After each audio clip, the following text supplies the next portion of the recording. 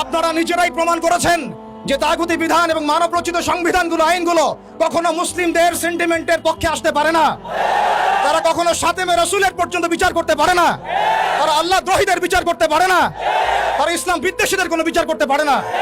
আপনারা পারেন শুধু দুটো কাজ করতে: এক, পশ্চিমাদের তাবেদারি করতে, এবং দুই, ভারতীয়দের তাবেদারি করতে, এবং তাদের অভ্যন্তরীণ দালালদের তাবেদারি করতে। অতএব আমরা আবারও সতর্ক করতে চাই, এই সুস্পষ্ট হাদিসের উপরে আপনারা আমল করুন, অন্যথায় তাওহীদি জনতা শরিয়া আইন বাস্তবায়ন করার প্রক্রিয়ার দিকে হাঁটবে ইনশাআল্লাহ।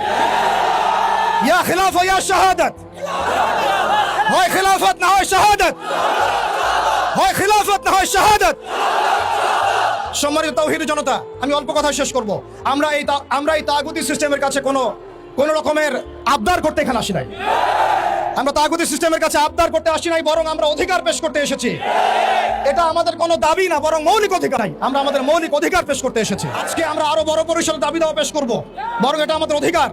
সেটা হচ্ছে শুধু রাখাল রাহা নয়, বরং যত প্রকার সাতেমে রাসূল আছে, যত প্রকার আল্লাহ দ্রোহী আছে, ইসলাম বিদ্বেষী আছে, প্রশাসনের মধ্যে হোক, আমলাতন্ত্রের মধ্যে হোক, এমপি মন্ত্রীর মধ্যে হোক, জনগণের মধ্যে হোক, ব্লগারদের মধ্যে হোক, যে কোনো শ্রেণী পেশার মধ্যে হোক না কেন, তাদের সবার বিচার বাংলার মাটিতে করতে হবে।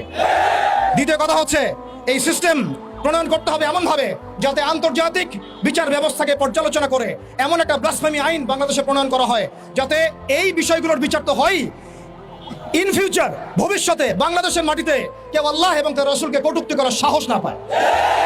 এমন একটা আইন আমরা প্রণয়ন করতে চাই আপনাদের মাধ্যমে, এবং এমন একটা আইন প্রণয়নের দাবি করতে চাই আপনাদের কাছে, যে আইনের মধ্য দিয়ে আগামীর বাংলাদেশে কোনো প্রজন্ম গড়ে উঠবে না যারা আল্লাহ এবং তার রাসূলকে গালিগালাজ করে।